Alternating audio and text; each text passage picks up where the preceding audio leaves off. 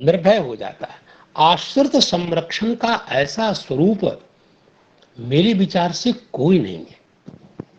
आश्रय दाता भगवान हरि का, अभय दाता भगवान हरि का ऐसा रूप, जिनके स्मरण करने मात्र से, वो मैंने कल उस मंत्र का उच्चारण करना चाहा, वो याद ही नहीं आ रहा था। आज भगवान की कृपा से याद है। उग्रम भीमम महाविष्णुम ज्वलंतम सर्वतोमुखम नृसिंहम भीषणम भद्रम। आहा, इतनी भीषणता के साथ भी भद्र है। भीषणम भद्रम मृत्यु मृत्युम नमाम्यहम, जो मृत्यु के भी मृत्यु हैं, ऐसा भगवान वेद स्वयं नृसिंह भगवान की स्तुति करते हुए कहते हैं। तो ऐसे भगवान, और जो श्री ब्रह्मा जी महाराज ने जो वर दिया था, देखो मनुष्य अपनी बुद्धि का कैसा प्रयोग करता है। जितनी होशियारी है, सारी होशियारी हिरण्यकशिपु ने लगा दी, लेकिन ब्रह्मा जी की प्रतिष्ठा को बचाते हुए भगवान ने उस स्वरूप को प्रकट किया। और भगवान ने कहा, देख लो मैं कैसा हूं, और अब यदि मैं तुम्हारा उद्धार करूं तो कोई दिक्कत तो नहीं। ब्रह्मा जी की सृष्टि में मैं नहीं हूं, और मैं जिससे तुम्हारा उद्धार करूंगा वो अस्त्र शस्त्र आदि भी नहीं है, नख से उद्धार करूंगा। और ऐसा करके भगवान हरि ने, नृसिंह ने उस दुष्ट के वक्षस्थल में अपने अत्यंत भयानक नख को धसाया और ददार दृणाति, भगवान ने विदीर्ण कर दिया। और यह जो भगवान का स्वरूप है, वो सही में अभय देने वाला स्वरूप है। और तब तो जब सब डर गए, ब्रह्मादि देवता सब डर गए, और यहां तक भगवान की प्राण वल्लभा, भगवान की आह्लादनी शक्ति भगवती श्री जी डर गई हैं। जब देवताओं ने कहा कि माता जी आप मना लीजिए, तो कह तो दिया कि नहीं नहीं, अभी तो प्यार से भी झपट्टा लगाएंगे तो दिक्कत हो जाएगी। इस रूप का मैंने अदृष्ट श्रुत रूप पूर्वत्वात, ये बड़ा विचारणीय है। क्या भगवती श्री जी कभी भगवान के स्वरूप का दर्शन नहीं करती हैं क्या? और निश्चित रूप से उनके लिए बड़ा अद्भुत रूप है। यद्यपि वो अनादिकाल से नित्य सहचर है श्री जी, नेत्र नित्य सहायिनी है, फिर भी कह रही है कि ऐसे रूप का मैंने दर्शन श्रवण आदि नहीं किया। टीकाकारों ने विवेचन किया होगा इसका अनुकूल। तो जब प्रहलाद जी से भगवान ने पूछा कि प्रहलाद, मेरे इस रूप को देखकर सब लोग डर गए, तुम्हें डर नहीं लगता? तो प्रहलाद जी ने कहा, मैं क्यों डरूंगा? जैसे सिंह का बच्चा सिंह को देखकर नहीं डरता, वैसे मैं आपके रूप को देखकर बिल्कुल नहीं डर रहा हूं। और प्रहलाद जी ने कहा कि नाहम बिभेमि अजित तेति भयानकास्य जुह्वार्क नेत्र भ्रुकुटी रभसोग्र दंशात आंतरस्रजः क्षतज केशर शंकुकर्णात् निर्घात धीत दिगिभात अरिभिन्न खाग्रात। अरि को भेदन करने वाले इस नखाग्र को देखकर, शंकु के समान उठे हुए आपके कर्ण को देखकर, भयानक मुख को देखकर, दिग्गजों को कंपित कर दे ऐसे आपकी भयानक शब्द को सुनकर, आंत की माला को देखकर, खून से लथपथ आपकी इस शटा को देखकर सब लोग डर जाएं, लेकिन मैं डरने वाला नहीं हूं। तो भगवान ने कहा, प्रहलाद एक बात बताओ बेटा, कि क्या मेरे आपको कहीं से डर नहीं लगता है? कहां लगता है? लगता है एक जगह से। कहां से? ये आपकी जो माया है ना प्रभु, ये षोडश अरे वाले चक्र में डाल करके जो मुझे पीस रही है, इससे डर लगता है। त्रस्तोस्म हम कृपण वत्सल दुस्सहोग्र संसार चक्र कदनाद ग्रसतां प्रणीतः बद्ध स्वकर्म विरुषत्तमते घ्रिमूलम। भगवान, आप अपने चरण की ओर हमें खींच क्यों नहीं लेते? तो यह जो भगवान का मंगलमय स्वरूप है, नारसिंह रूप, ये भक्तों को अभय देता है, भक्तों को बड़ा अवलंबन देता है, भक्तों को परम आश्रय देता है। तो आश्रित संरक्षण का ऐसा दिव्य स्वरूप हो सकता है। भगवान के अलग अलग स्वरूपों का अलग अलग प्रयोजन हो। मैंने कल कहा था कि करुणामय एक भक्त के संकट को देखकर और स्तंभ को विदीर्ण करके प्रकट होने वाले भगवान। ओह, मैं जरा कठोर हो जाऊं तो एक बात बोलूं कि कुछ लोग, मैं जानता हूं उनका नाम, आप भी जानते हैं, जिन्होंने ये कह दिया कि पत्थर पूजे तो हरि मिले तो मैं पूजू पहाड़। तो मानो उनको समझाते हुए भगवान प्रकट हुए कि आप कह रहे हो कि पत्थर में मैं नहीं रहता, क्या पत्थर पूजने से हरि नहीं मिलते? तो भगवान ने कहा, लो अब मैं पत्थर से ही प्रकट हो जाऊंगा। अरे, भगवान प्रेम से प्रकट होते। श्री तुलसीदास जी महाराज प्रहलाद जी की शान में कहते हैं, प्रेम तो उसको कहते हैं कि पाहनते पत्थर से भगवान को प्रकट कर दे, जहां भगवान की कोई संभावना नहीं। भगवान की विभूता को एक नन्हे से बालक ने प्रकट कर दिया। चेतन में भगवान है, जीवात्मा में भगवान है, ये सब तो बहुत मोटी बात है, लेकिन जड़ से भगवान को प्रकट करके भगवान की व्याप्ति को प्रकट करने वाले श्री प्रहलाद जी की शान में तुलसीदास जी कहते हैं, प्रेम बदो प्रहलाद ही के जिन पाहन ते परमेश्वर काढ़ो। पत्थर से भगवान को निकाल करके दिखा दिया। एक बार मैंने किसी पत्रिका में पढ़ा था कि एक पत्ते को घिस करके ऊर्जा प्रकट की जाती है जिससे मोबाइल चार्ज होता है। मुझे ऐसी आई का हमारे से नन्हे से भक्त श्री प्रहलाद जी महाराज, आहा, एक पत्थर से भगवान को प्रकट कर दिया, जड़ से प्रकट करके भगवान की व्याप्ति को दिखाया। तो ऐसा ये भगवान का मंगल में स्वरूप है। कई लोग हैं, एक बार बाबा श्री राजेंद्र दास जी महाराज कहते थे कि एक महात्मा है, वो रामकृष्ण की उपासना नहीं करते थे, वो कहते थे ये सब गृहस्थ भगवान है, मैं तो नरसिंह भगवान का भक्त हूं। एक गुरु एक डांट से लक्ष्मी जी भाग गई। ऐसे विरक्त भगवान नरसिंह के उपासक कई लोग हैं। तो ऐसे भगवान नरहरि को प्रणाम करता हूं। और ये जो अभी तक जो बात मैंने कही, ऐसे ही उछल कूद की बात कह दी। अब भगवान बादरायण की शरण में जाकर के और उनके पदधोरणी को प्रणाम करके विचार करने के लिए उद्यत हूं।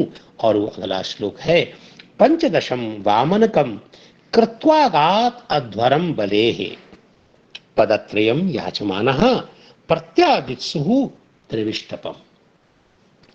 यह जो भगवान का वामनकम वपुः, वामनकम स्वरूपम रूपम, ये कितने नंबर का स्वरूप है भाई? तो श्री सूत जी महाराज कहते हैं ये भगवान का 15वां अवतार है। पंचदशम रूपम, कहा ठीक है, कहा इस स्वरूप की क्या विशेषता है? कहा देखिए, त्रिविष्टपम प्रत्यादित्सु, ये जो त्रिविष्टप स्वर्ग को कहते हैं, ऐसे विशंति अत्र इति विष्टपम, ये व्युत्पत्ति मैंने रामाश्रमी टीका में देखा है, जिसमें प्रवेश करते हैं। और वो है भी ये विशंति व्युत्पत्ति का पोषण वहां से भी हो रहा है कि जो स्वर्ग जाते हैं, स्वर्ग में विषय प्रवेश करते हैं, जो बार बार क्षीणे पुण्य मर्त्युलोकम विशंति का श्लोक तो प्रसिद्ध ही है। मर्त्युलोकम विशंति तो स्वर्गलोकम अपि विशंति। तो विशंति अत्र इति विष धातु से ये अनेक औनादिक प्रत्यय करने से विष्टपम बनता है। और तृतीयम विष्टपम, देखो त्रिशब्द के साथ समास होने पर भी वह पूर्णार्थ प्रत्यय वाले अर्थ को प्रकाशित करता है। अर्थात तृतीयम विष्टपम त्रिविष्टपम, भूर्भुवः स्वः का अनुसंधान करेंगे तो ये बात स्पष्ट हो जाएगी कि तृतीयम विष्टपम, तृतीयम स्थानम क्या है? स्वर्ग है। और इसलिए तृतीयम विष्टपम त्रिविष्टपम, इसलिए त्रि जो संख्यावाचक पद है, तृत्व का बोध कराता है, वह पूर्णार्थ प्रत्यय लगने पर, त्रिय प्रत्यय लगने पर जिस अर्थ को बताता है वहां उस अर्थ को त्रिमात्र बताता है। और त्रिविष्टपम नाम तृतीयम विष्टपम त्रिविष्टपम स्वर्गः इत्यर्थ। तो ऐसे स्वर्ग को प्रत्यादित्सु, ये प्रतिदान कब होता है? जो दिया गया है पहले उसको फिर वापस लेने की इच्छा, ये प्रत्यादान है। दत्त का ही प्रत्यादान होता है, जो पहले दे दिया गया है उसको वापस लेने की कामना से। प्रत्यादित्सु, कहा ठीक है। और सही में हम लोगों को, सबको, ब्रह्मादि देवताओं को भी जो कुछ भी मिला है वो भगवान ने उनको दिया है। कई लोग कर्मवादी हैं, वो कहते हैं हमारे कर्म का फल है। तो ठीक है भाई, आप अपनी जगह सही हो सकते हैं, लेकिन हम लोग मानते हैं कि भक्त को जिसको भी जो कुछ भी मिला है वो भगवान की कृपा से मिला है। और प्रहलाद जी इसका समर्थन करते हैं।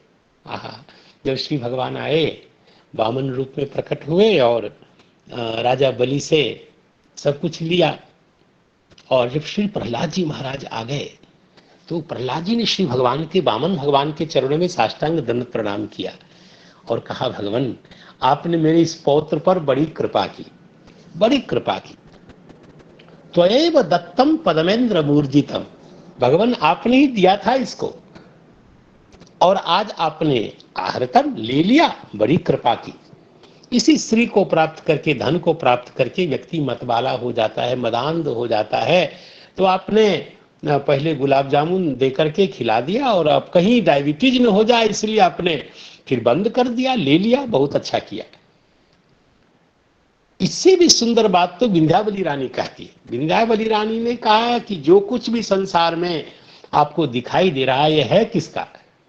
ये तीनों लोक ये भगवान ने अपनी लीला के लिए प्रकट किया है। क्रीडार्थम त्रिजगत कृतंते, तीनों लोगों को आपने अपनी लीला के लिए, क्रीड़ा के लिए, अपने आनंद विलास के लिए प्रकट किया है। और इस त्रिलोक में, त्रिलोकगत सकल विभूति में जो अपना स्वाम्य मानता है वो महामूर्ख है। ये सब भगवान का है।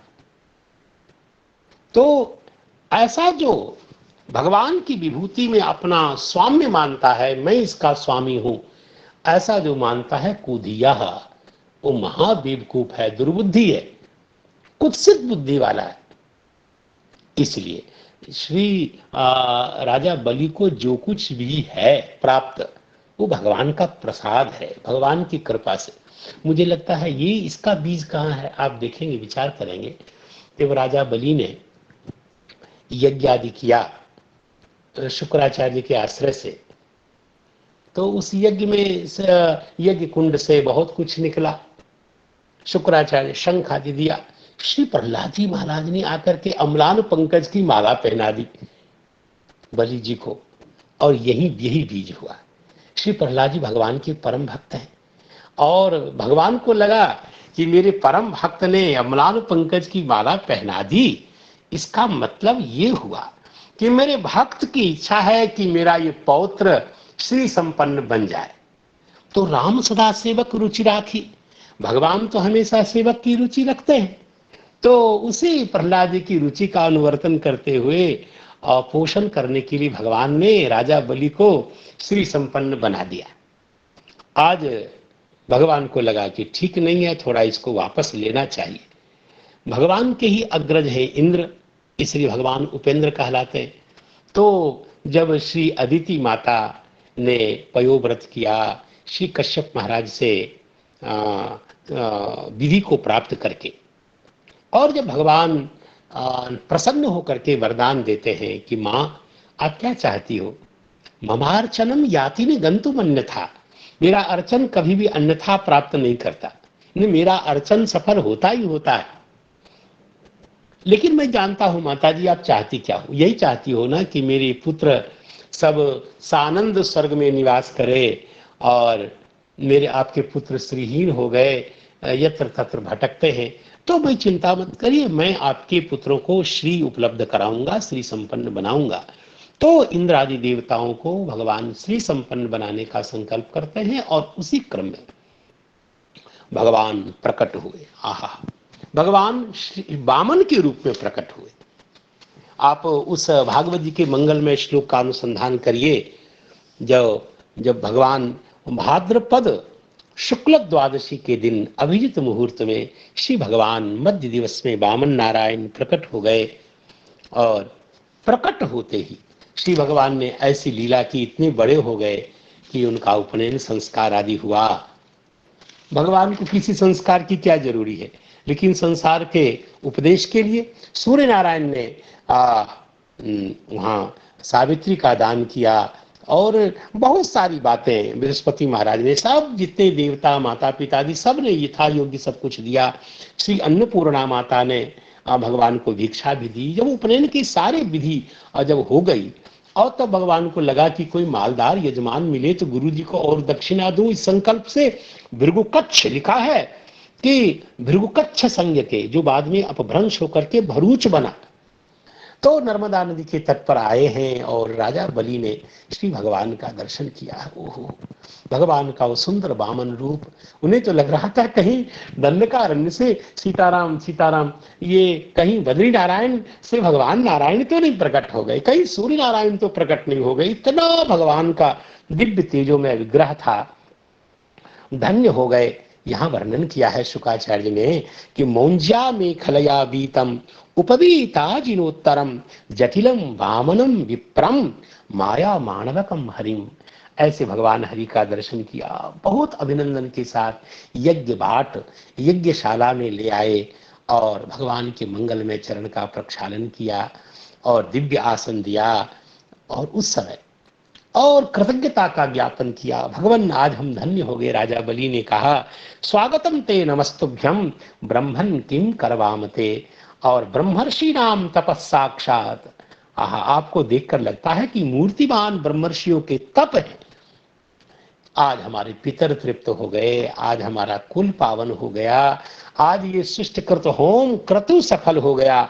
आप हमारे यहाँ पधारे यज्ञशाला को धन्य धन्य करने के लिए, यज्ञ को सफल करने के लिए प्रभु आप पधारे। लेकिन प्रभु एक बात बताइए, आपको देखकर लगता है कि आप कुछ याचना करने आए।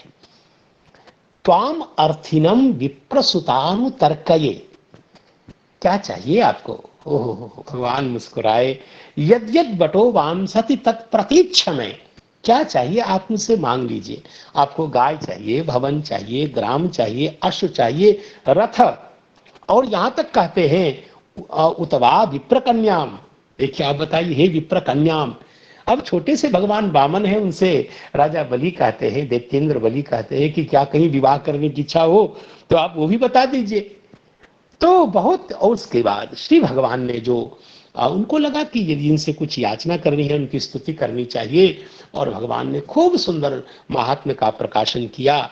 और उस महात्म्य प्रकाशन के क्रम में प्रहलाद जी का स्मरण करना नहीं भूले। आपके वंश में प्रहलाद जैसे महाभक्त हुए जो नक्षत्रों में चंद्रमा के समान हुए, और आपके ही पूर्वजों में हिरण्याक्ष, हिरण्यकशिपु, अरे जिनके डर के मारे तो भगवान विष्णु भी भाग गए। स्वयं विष्णु भगवान कह रहे हैं, स्वयं वामन भगवान कहने लगे यतो यतो हम तत्रासौ मृत्यु प्राण भृतामिव अतो हमस्य हृदयम प्रवेक्ष्यामि परागदृशः। ऐसा सोच करके भगवान डर के मारे छिपने के लिए और उसके ही हृदय में जाकर के छिप गए, इत्यादि इत्यादि बात उन्होंने कही। और वह मंगलमय वेद का एक मंत्र है, त्रीणी पदा विचक्रमे विष्णु गोपा अदाभ्य, या यूं कहें कि विष्टम इदम विष्णु विचक्रमे त्रेधा निदधे पदम समूढ़मस्य पागु सुरे स्वाहा। यह जो मंत्र है, इस मंत्र का अर्थ क्या है? श्री वामनावतार में पूरा का पूरा मंत्रार्थ घटित होता है। और श्री जब भगवान ने कहा मैं तो और कुछ नहीं, पदानि त्रीणि दैत्येंद्र संमितानि पदा ममा, बस मैं अपने चरणों से, मुझे 3 पद भूमि चाहिए, ज्यादा कुछ नहीं चाहिए। यहां भी शुकाचार्य वर्णन करते हैं, यहां भी श्री सूत जी ने कहा कि पदत्रयम याचमानः, 3 पद की याचना करते हुए। याचमानः का जो शानच है, अन्यतार्थ प्रकाश का कारण का हेतु में शानच है, अर्थात याचितुम इत्यर्थ। 3 पद के बहाने से उन सारी समृद्धि लेने की भावना से प्रत्यादित्सु, त्रिविष्टभम प्रत्यादित्सु, भगवान बलेहि अध्वरम अगात। इस वामन रूप को धारण करके भगवान बलेह अध्वरम अगात। देखिए ध्वरति हिंसा कर्मा, ये ध्वर शब्द का तात्पर्य, ध्वरति धातु, ध्वर धातु तो हिंसार्थक है। इसका अर्थ है कि अध्वर शब्द का अर्थ है ऐसा याग जिसमें मारकाट नहीं होता। और ठीक है, श्री वामन, श्री बलि जी महाराज तो वैष्णव हैं, प्रहलाद जी के वंश के हैं और समर्पण भक्ति के परम आचार्य हैं। भगवान को आत्मसमर्पण कैसे करना चाहिए। मम अर्थात मत संबंधी जो कुछ भी है वह भगवान को दिया जाए, ये तो अच्छी बात है, लेकिन उससे भी उत्कृष्ट बात है कि अपने को कब अर्पित करोगे। ममनाथ यदस्ति, अरे दे वस्तु को भगवान को देना ये तो ठीक है, लेकिन दाता कब अर्पित होगा, अर्थात अहंता कब भगवान को अर्पित करेंगे। जो मदर्थ है, जो अस्मदर्थ है, वह कब भगवान को अर्पित होगा, अहमर्थ कब अर्पित होगा। मम मत पदार्थ के मम के द्वारा संबंधी अर्थ को प्रस्तुत करना है तो ठीक है। यामुनाचार्य ने कहा है ममनाथ यदस्ति योस्मि हम सकलम तद्धि तवैव माधव। हे भगवान, मेरा जो है वो तो सब आपका है ही, लेकिन मैं भी आपका हूं। यही आत्म परिवसायी भगवान के चरणों में अर्पित होना चाहिए। तो इसलिए लिखा है पदत्रम याचमानः, भगवान बलि के अध्वर आए गए और बलि जी के जे भगवान ने सब कुछ प्राप्त किया, उनको भी प्राप्त किया। श्री बलि महाराज को भी भगवान ने स्वीकार किया। जब बड़े अभिमान से कह रहे थे मुझसे याचना कीजिए, और अंतिम में जब कर्म फल प्रदाता भगवान हरि आए हुए हैं और भगवान ने क्षितिम पदे के बलेर विचक्रमे नव शरीरे दिशश्च बाहु भी सब कुछ माप लिया, और अंतिम में कहा तृतीयम उपकल्पय, तीसरा उपकल्पित करो, और यदि नहीं दे पाओगे तो ब्राह्मण को संकल्प किए हो और फिर नरक जाने के लिए तैयार भी रहो। ऐसा नहीं कि पाप होगा और पाप का फल बाद में मिलेगा। कर्म फल प्रदाता हरि सामने उपस्थित हैं, तत्काल पेमेंट करेंगे। और तब तो राजा बलि ने जो बात कही वो तो बहुत, मैं अपने वचन को मिथ्या नहीं होने दूंगा भगवान, ये आप मुझे भी माप लीजिए। तृतीयम कुरु शीर्ष में निजम, आप अपने तृतीय चरण को मेरे मस्तक पर रखिए और मुझे स्वीकार करिए। अर्थात दे वस्तु की अपेक्षा दाता का महत्व अधिक होता है। दातु द्वैगुण्यम, ऐसा स्मृति में लिखा है। और मुझे तो श्री राजा बलि का या जो दैत्येंद्र बलि का, भक्त बलि का, भगवान ने भी कहा कि ये बहुत बड़ा भक्त है। यहां लिखा है कि न असत्यात् परो धर्मः, असत्य से बड़ा कोई अधर्म नहीं होता है। इसलिए गुरु जी को साफ शब्दों में मना कर दिया शुक्राचार्य जी को। उन्होंने कहा था कि ऐसे वैरोचने साक्षात भगवान विष्णुरव्यः, कहा गुरु जी हैं आप, गुरु जी का काम आपने कर दिया, भगवान का बोध करा दिया, अच्छी बात है, लेकिन मैं असत्य नहीं बोलूंगा। और मच्छासनातिगत अंगः त्वम अचिरात भ्रंशते श्रियः, गुरु जी ने श्राप भी दे दिया, लेकिन फिर भी भगवान के चरणों में सब कुछ अर्पित किया, धन्य धन्य हो गए। और भगवान ने कहा कि विष्णु पार्षदों से भगवान ने कहा इनको बांध दीजिए। और बाद में श्री भगवान ने जो बात कही है वो तो बहुत मूल्यवान बात है। कहा ब्रह्मा जी ये मेरा परम भक्त है, गुरुनाम हर्षिता, गुरु जी ने इसकी भर्त्सना की, इसे डांटा, अभिशप्त किया, फिर भी इसने सत्य का परित्याग नहीं किया। और भगवान स्वयं कहते हैं मैंने भी इसके साथ छल किया है, छले रुक्तो मया धर्मा, भगवान ने कहा मैंने छल किया है इसके साथ, मैंने छल से, ये कह सकता था कि आपने जिस रूप में संकल्प किया उसी रूप में मापिए, लेकिन मैंने भी इसके साथ छल किया। लेकिन नायम त्यजति सत्यभाग, ये परम सत्यवादी रहा और आत्म परिवसायी, इतने सब कुछ किया। लेकिन राजा बलि ने जो बात कही, भगवान कौन कहता है कि मैंने आपको कुछ दिया है, मैंने तो आपको ढंग से प्रणाम तक नहीं किया। अहो प्रणामा कृत समुद्यमः, कितना सुंदर वाक्य है उनका, राजा बलि का, मैंने आपको ढंग से प्रणाम भी कहां किया, ये तो प्रणाम करने का एक प्रयास मात्र है। सही बात है, सही बात है, भगवान का ही सब कुछ है, भगवान के सामने रख दो। ये तो प्रणामाय समुद्यमः, ये मैंने केवल प्रणाम करने की चेष्टा मात्र की है। लेकिन आपने, क्या बात है, आत्म पर्यवसायी दान किया। जीव क्या भगवान को देगा, ये महादरिद्र जीव, ये सब प्रकार से भगवान की कृपा से जिसके श्वास चले, जिसका जीवन सुरक्षित है, वो जीव भगवान को क्या देगा, दरिद्र जीव। लेकिन भगवान ने कहा, जब कहा कि रक्षित से सर्वतो हम त्वाम सानुगम सपरिच्छदम, जहां जहां दृष्टि डालोगे देखोगे मुझे गदा पानी, तो भगवान ने आत्म परिवसायी दान किया, ये मंगलमय चरित्र प्रकट हुआ। तो भगवान ने अपने बड़े भाई महेंद्र को सब कुछ दिया और राजा बलि को तो स्वयं को दे दिया, स्वयं को आत्म परिवसायी दान भगवान ने किया। तो जीव क्या भगवान को देगा, जो भगवान देते हैं। यहां एक बात जो विचारणीय है, जो अभी तो ये सब तो मैंने इधर उधर की बातें कही, जरा श्रीधर स्वामी जी को प्रणाम कर लूं ताकि ये सारा सारा आडंबर ठीक हो जाएगा। श्रीधर स्वामी जी इस श्लोक की व्याख्या करते हुए कहते हैं कि वामनावतारम आह। अब इस 19वें श्लोक में वामनावतार की चर्चा करते हैं, पंचदशम। अब ये वामन शब्द की व्याख्या व्युत्पत्ति करते हुए वामनकम, इसमें एक तो क प्रत्यय ह्रस्व के अर्थ में है।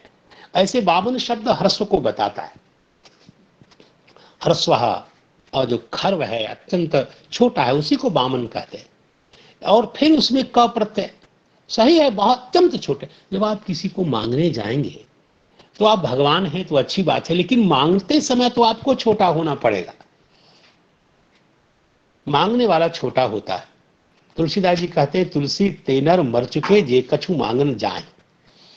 तो और गोस्वामी जी ने कई जगह संकेत किया कि भगवान को भी वामन इसलिए बनना पड़ा कि राजा बलि की समर्पण निष्ठा के सामने में भगवान को कोई दूसरा विकल्प दिखाई नहीं दिया। पराक्रम से भक्त को तो जीत नहीं सकते, क्योंकि इतिहास है कि भगवान भक्त से कभी जीते नहीं है और उनसे सब कुछ लेना है। अब दूसरा भगवान के पास भी कोई विकल्प नहीं है वामन बनने के अतिरिक्त, और इसलिए बले है अध्वरम अगात। तो वामन शब्द की व्युत्पत्ति तो एक तो प्रसिद्ध ही है, वामनः ह्रस्वः खर्वः, ठीक है। और एक है वाम, कहते हैं अत्यंत सुंदर को, सौंदर्य को वाम कहते हैं। और लोमादि पामादि पिच्छा दिव्य शने लचह वाला आप जो पामादि पामनः जैसे वामनः बना लीजिए, और मत्वर्थीय न प्रत्यय करके जैसे लक्ष्मण आदि वामन बंत वैसे बना सकते हैं। तो अत्यंत सौंदर्य संपन्न जो भगवान है वो वामन है, कोई बात नहीं। और यहाँ श्रीधर स्वामी जी ने एक नई व्युत्पत्ति का प्रकाश किया, बहुत सुंदर लगा। लेकिन यहाँ प्रिंटिंग मिस्टेक होने के कारण जब मैंने ओरिजिनल वाले श्रीधरी को देखा उसमें मुझे सही लगा।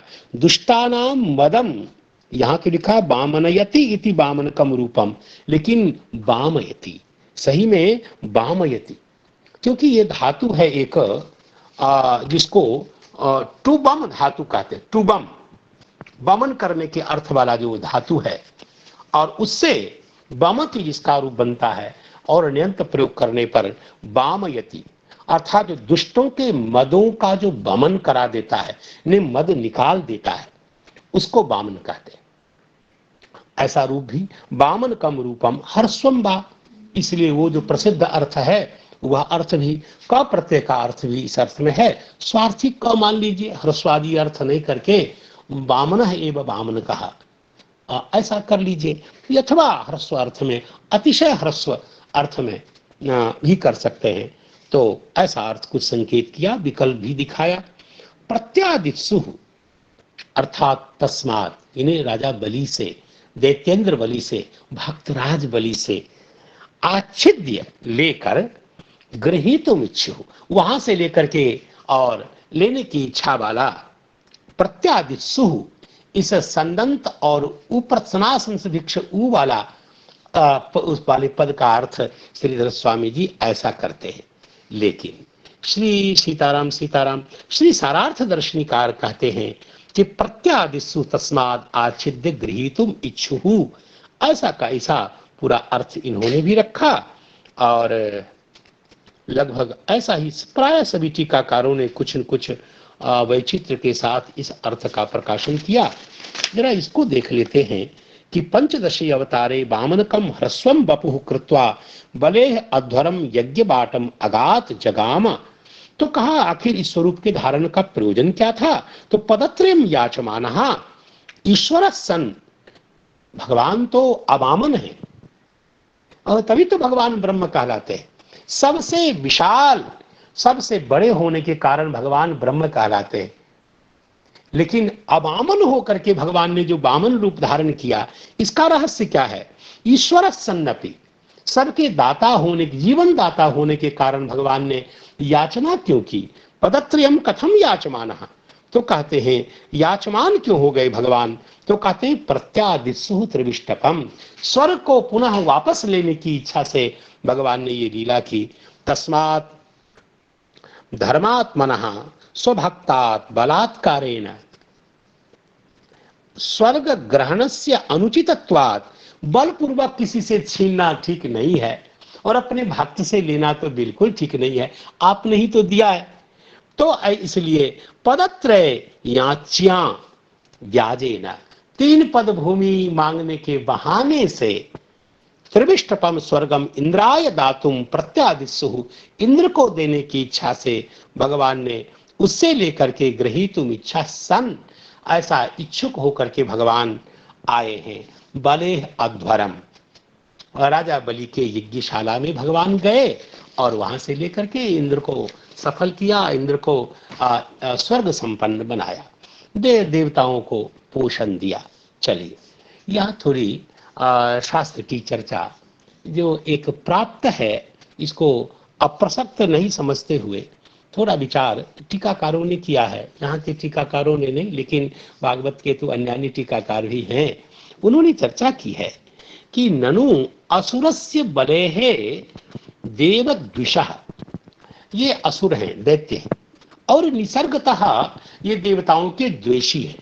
तो राजा बलि यज्ञ क्यों करेंगे? यज्ञ का मतलब क्या होता है? देवतोद्देश्यक द्रव्य त्याग ही तो यज्ञ है। देवता को उद्दिष्ट करके द्रव्य को त्याग करना, यही तो यज्ञ है। आखिर देवता को प्रसन्न क्यों करेंगे राजा बलि? वो तो देवताओं के द्वेषी हैं, क्योंकि याग तर्पणीय देवता ही नहीं है उनकी दृष्टि में। ऐसी स्थिति में इंद्रादि जो हैं वो उनके द्वेष्य हैं। तो फिर राजा बलि के द्वारा यज्ञ करना अनुपपन्न है, ऐसा आचार्यों ने कहा है। इस पर कुछ चिंतन का प्रकल्प बढ़ाया लोगों ने, विद्वानों ने, और उन्होंने कहा कि देखिए, देवता आप किसको समझते हैं? मीमांसा का सिद्धांत है, मीमांसा में भी अनेक पार्टियां हैं, जो भट्ट हैं, प्रभाकर हैं, मुरारी जी हैं। तो इस प्रकार कुछ लोगों का कहना है कि देवता का कोई आकार प्रकार नहीं होता, देवता शब्द मात्रम देवता, मंत्र ही देवता है, शब्द ही देवता है। कुछ लोगों का कहना यह है, कुछ मीमांसकों के मत को सामने रख करके समाधान किया गया कि अर्थवाद के प्रामाण्य से पता लगता है कि देवता विग्रहवान होते हैं। इसका तात्पर्य क्या है?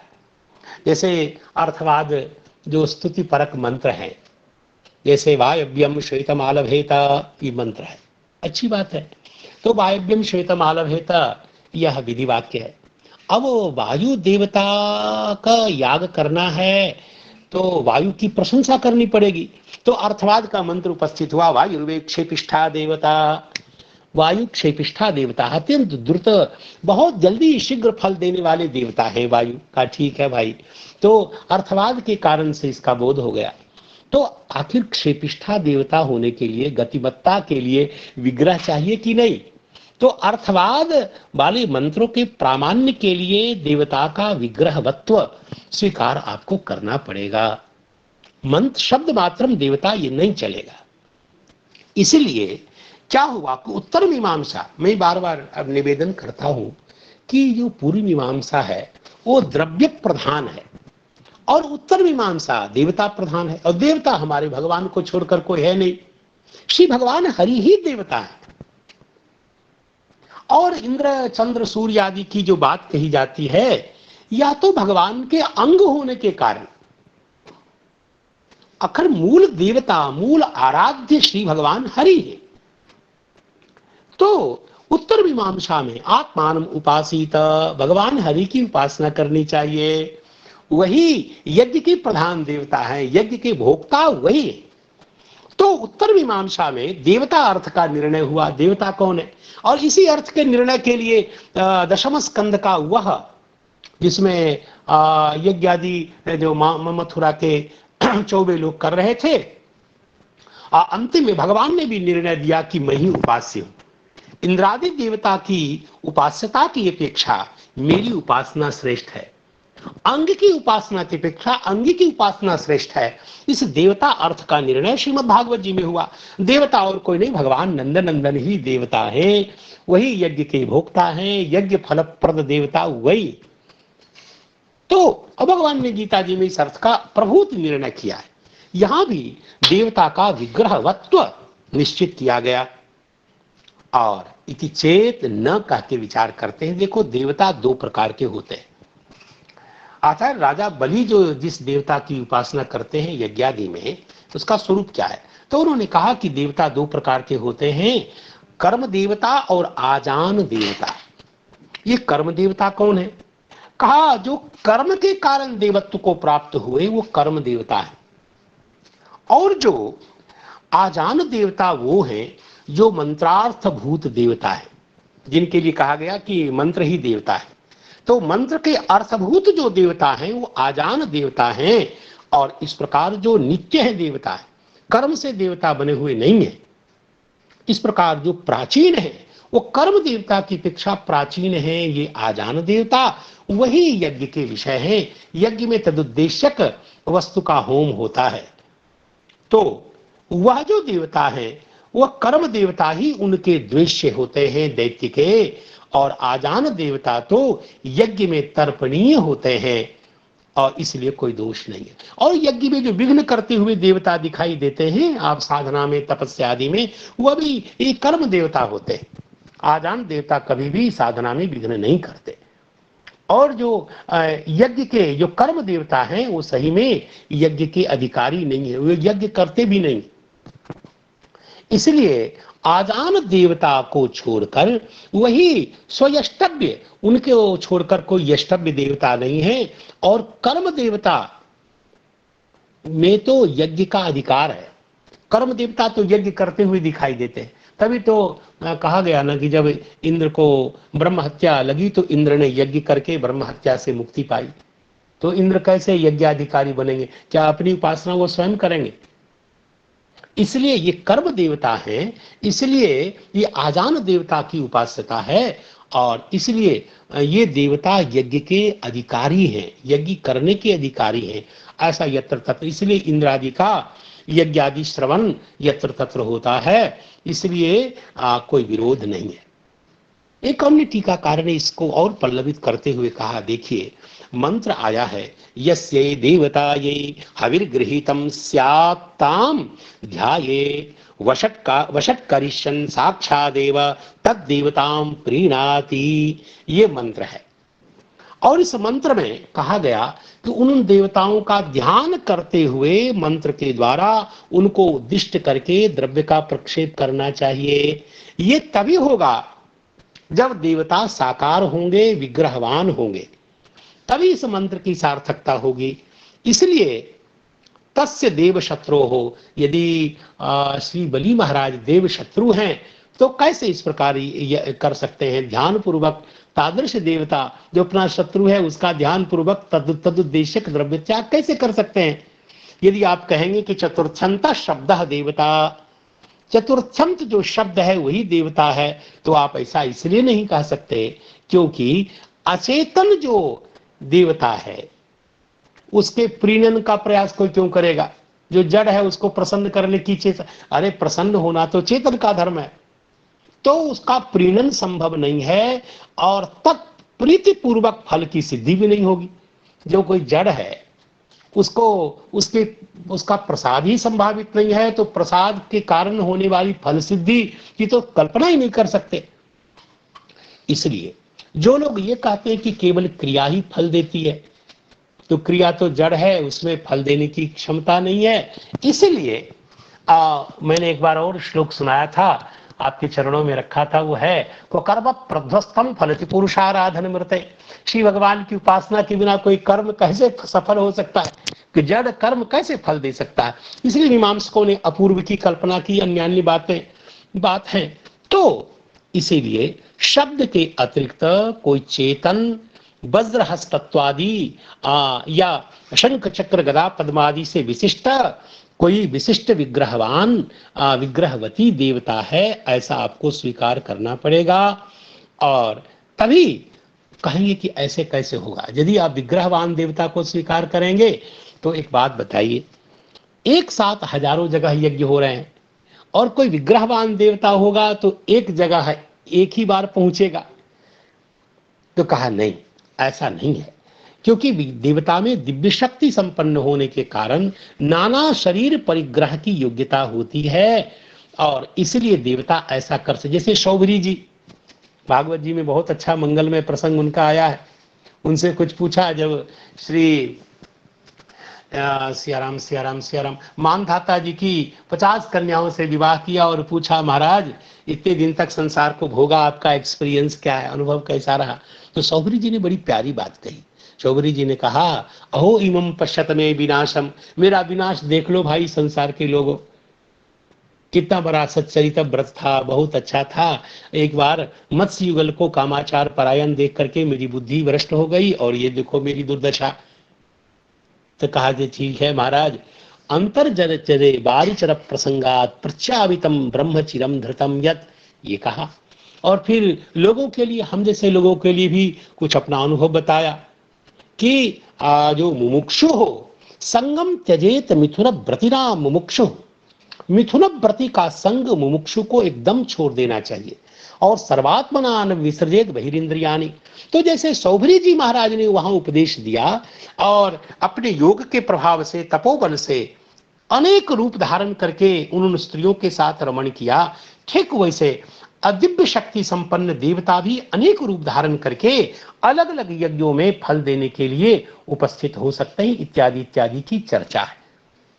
इसलिए बलेह अध्वरम अगात, राजा बलि के अध्वर में भगवान का जाना और राजा बलि का यज्ञ करना, ये कहीं से भी अनुचित नहीं है, अशास्त्रीय नहीं है, ऐसा यहाँ संकल्प किया गया और निरूपण किया गया। मुझे लगता है कभी दूसरे श्लोक का भी विचार हो जाए। ये तो मैंने थोड़ा इधर दूसरे इलाके में प्रवेश करके ये सब कुछ कुछ बोल दिया। अब आप करुणा पूर्वक इस दूसरे श्लोक का श्रवण करें। और दूसरा श्लोक है, श्री सीताराम, अवतारे षोडश में पश्यन् ब्रह्मद्रुहो नृपान् त्रिसप्त कृत्वा कुपितो निक्षत्रामकरोन्महीं। ये श्री भगवान परशुराम जी महाराज के मंगलमय चरित्र का अनुसंधान करके श्री सूत जी ने इस श्लोक का अवतरण कराया और कहा, षोडश में अवतारे, ये 16वां भगवान का अवतार है। भगवान का अवतरण है, इन्हें भगवान की अभिव्यक्ति है। अर्थात जो हम जैसे चर्म चक्षु वाले व्यक्ति को नहीं दिखाई देते हैं, वही भगवान व्यक्त होकर के दिखने ले जाते हैं, प्रकट हो जाते हैं। ये भगवान का 16वां रूप है, अवतार है, अवतरण है। कहा इस अवतार का प्रयोजन क्या है और ये क्यों भगवान इस रूप में प्रकट हुए।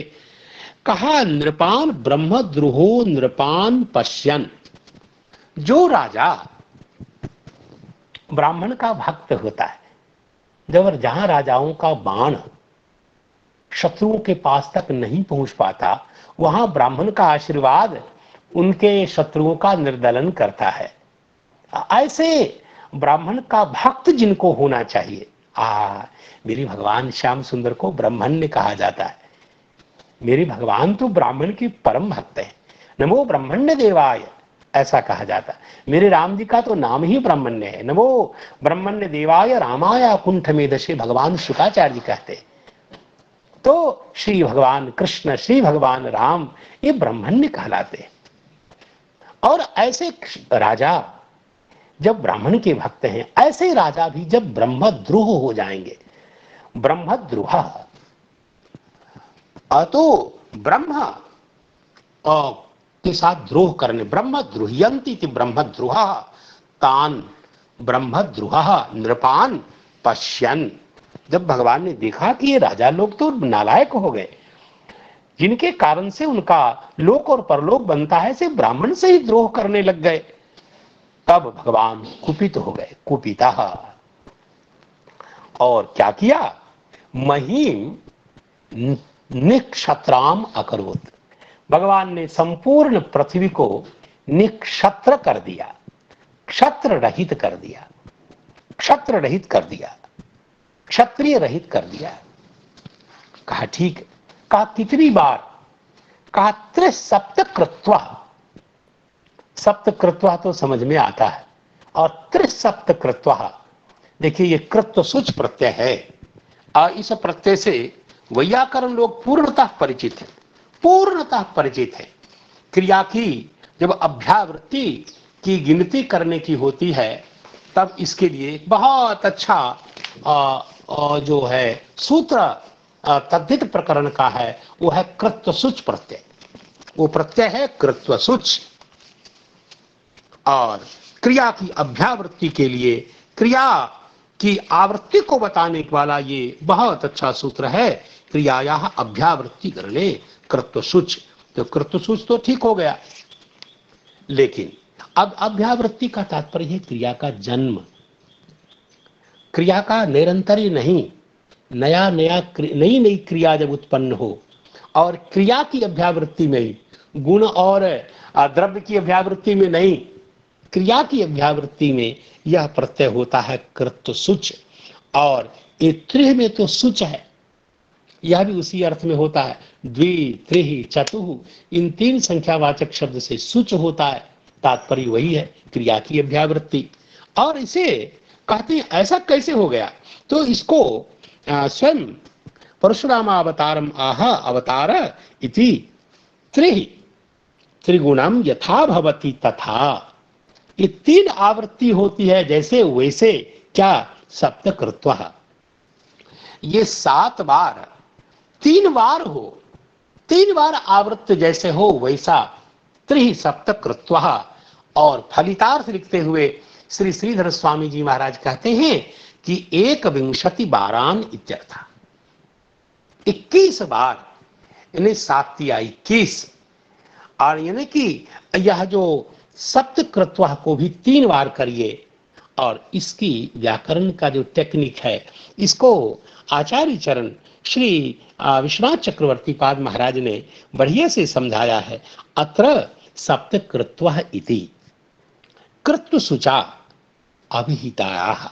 कृत्वसुच प्रत्यय के द्वारा उक्त, क्योंकि प्रत्यय का अर्थ ही तो है क्रिया की अभ्यावृत्ति, तो यह जो क्रिया की जो अभ्यावृत्ति है यह प्रत्ययार्थ है।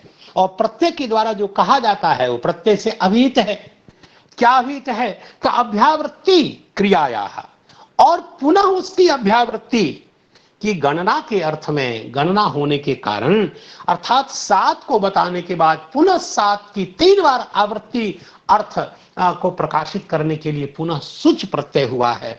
यह सुच तो कृत्वसुच के अभिप्राय को बताया, और उसके द्वारा उक्त जो क्रिया की अभ्यावृत्ति है, क्रिया का जो पुनः जन्म है, अभ्यावृत्ति जो क्रिया की है, उस क्रिया की पुनः अभ्यावृत्ति की गणना के अर्थ में पुनः सुच प्रत्यय हुआ, और इसलिए ऐसा रूप बना त्रिहि सप्तकृत्वः।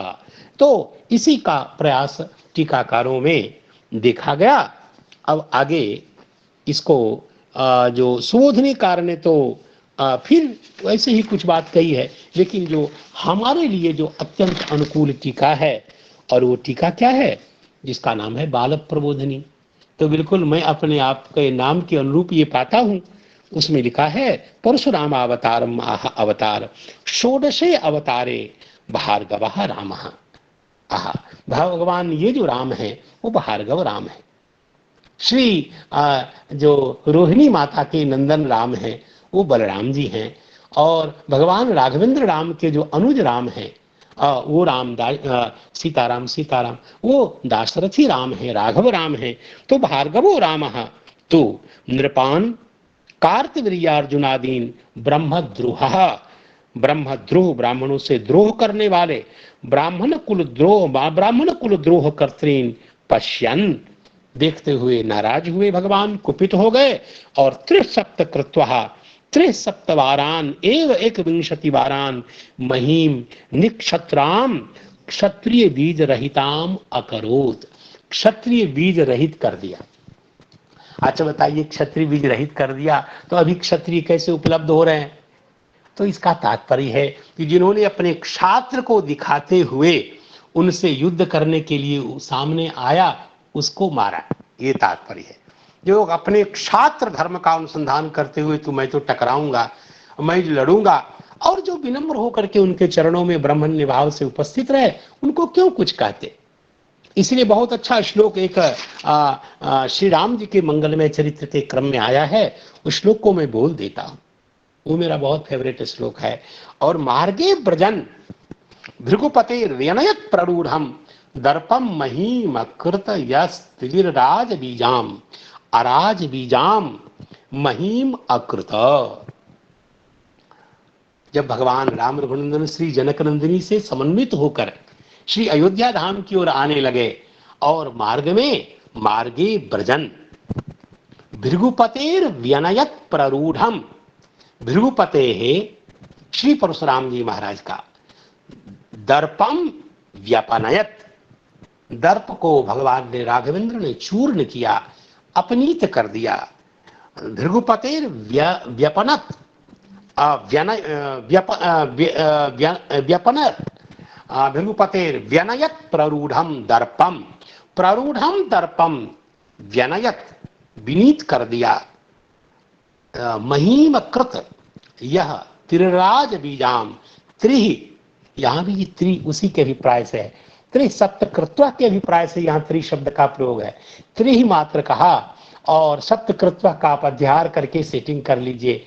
अराज बीजाम महीम अकृत, यह अर्थ यहाँ प्रकाशित जो हुआ, यह श्रीमद् भागवत जी के 9वें स्कंध में उच्चरित है, तो उसका यहाँ अनुसंधान आप कर सकते हैं। ऐसे भगवान परशुराम का मंगलमय चरित्र 9वें स्कंध में उदीरित हुआ है, और वो इस रूप में उदीरित हुआ कि कैसे भगवान प्रकट हुए। देखिए, पहले जो लोग थे वो रसायन विद्या को बहुत अच्छा जानते थे, और इसी प्रक्रिया के ध्यान में के कारण ऋचिक महाराज इस विद्या को बहुत अच्छी तरह से जानते थे। इसलिए 9वें स्कंध में इनके मंगलमय चरित्र का अनुसंधान करते हुए आचार्यों ने यहाँ लिखा है कि कैसे श्री जो गाधी की कन्या थी सत्यवती, जिनका विवाह ऋचिक जी के साथ हुआ, और ऋचिक जी महाराज ने एक बार रसायन का प्रयोग करके जो चरु बनाया, तो किस चरु से ब्राह्मण का बेटा होगा, किस चरु से क्षत्रिय का पुत्र होगा, ये उस समय जानते थे। उपनिषदों में भी इसकी चर्चा है। और ऋषिक जी महाराज ने चरु पका करके जब स्नान करने के लिए चले गए, तो उस समय लौटने में कुछ देर लग गई, तो सत्यवती की माता ने कहा, बेटी तुम्हारे लिए उन्होंने बहुत बढ़िया चरु बनाया है, इसलिए तुम मुझको जरा दे दो। तो सत्यवती जी ने उन्हें दे दिया। तो बेटी का जो चरु था वो माँ ने खा लिया, और माता के लिए जो चरु था वह जो बचा रह गया। तो क्या हुआ कि श्री मुनि महाराज, जो ऋचिक महाराज जब वापस आए तो उन्होंने क्या किया कि तुम लोगों ने ये गड़बड़ किया, अर्थात क्षत्रिय वाले को विप्र ने, ब्राह्मणी ने, और जो ब्राह्मण को पाना चाहिए ब्राह्मणी को क्षत्रिय ने ग्रहण कर लिया, उल्टा हो गया। मैंने ब्राह्मण के लिए जो रखा था वो क्षत्रिय के हाथ में चला गया, और जिसमें क्षत्रियत्व के प्रकाशन की पात्रता थी जिस चरु में, वो ब्राह्मण के लिए रह गया। इसलिए सत्यवती, तुम्हारा जो बेटा होगा वो दंडधारी होगा, और तुम्हारा जो भाई होगा वो परम ब्रह्म ज्ञानी होगा। तो सत्यवती ने प्रार्थना की, ऐसा तो नहीं होना चाहिए, यह व्यतिक्रम तो नहीं होना चाहिए। तब बोले, अच्छा कोई बात नहीं, एक पीढ़ी तक तो मैं इसके प्रभाव को दबा करके रखूंगा, लेकिन जो बीज है वह तो अपना काम करेगा। इसलिए तुम्हारा जो पौत्र होगा वो बड़ा भयानक होगा। तो ऋचिक द्वारा सत्यवती के गर्भ से श्री जमदग्नि महाराज प्रकट हुए और सत्यवती जो थी वह कौशिकी नदी के रूप में परिणत हो गई। श्री जमदग्नि जी का विवाह श्री रेणुका जी के साथ हुआ और रेणुका जी से कई पुत्र उत्पन्न हुए। उनमें सबसे छोटे भगवान श्री परशुराम जी महाराज हुए, जो भगवान के अंशावतार माने गए। 21 बार इन्होंने क्षत्रिय को, पृथ्वी को निश्क्षत्रिय कर दिया। और क्योंकि सृष्टि का विकास जो होता है वह क्षत्रिय और ब्रह्म च क्षत्रंच, ऐसा संहिता भाग में लिखा है। ना ब्रह्म क्षत्र मृदापनोति और ना क्षत्रम ब्रह्म वर्धते, ऐसा मंत्र में लिखा है। तो ब्राह्मण के बिना क्षत्रिय की वृद्धि नहीं होती और क्षत्रिय के बिना ब्राह्मण की वृद्धि नहीं होती। इसलिए ये परस्पर, यह तो बहुत गड़बड़ हो गया, तो संघर्ष होने से धर्म की हानि होगी। इसलिए शुक्लदेव भगवान ने वहां बताया है, उस समय कार्तवीर्यार्जुन जो दत्तात्रेय महाराज की कृपा से जिन्होंने अनिमादि की सिद्धि की प्राप्ति की और ऐसे जो पराक्रमी राजा को, जो है देश का राजा जो कार्तवीर्यार्जुन है, ऐसे जब कामधेनु को लेकर के चला गया और यहाँ तक कि जब जमदग्नि महाराज के मस्तक का छेदन उनके पुत्रों ने किया, तब श्री भगवान परशुराम जी ने इन दुष्ट क्षत्रियों का विनाश किया और बड़ी क्रूरता से विनाश किया। ये सब कथा श्रीमद् भागवत जी में यत्र तत्र वर्णित है। तो मैं केवल उस श्लोक का उच्चारण कर देता हूँ। समय एकदम ठीक ठिकाने आ गया, कालातिपात और काल का अतिक्रमण न हो, इसलिए श्लोक का उच्चारण करके अभी वाले क्रम को यहीं रखता हूं। और वो है श्लोक ये है, अवतारे षोडश में पश्यन् ब्रह्मद्रोहो नृपान त्रिशप्त कृत्वा कुपितो निक्षत्राम अकरोन महीम। तो ऐसे भगवान परशुराम जी महाराज के चरणों में वंदन करता हूँ, प्रणाम करता हूँ। और अभी प्रमाद के कारण और बुद्धिकृत दोष के कारण जितने स्खलन हुए, सबके लिए आप लोगों से क्षमा याचना करता हूँ।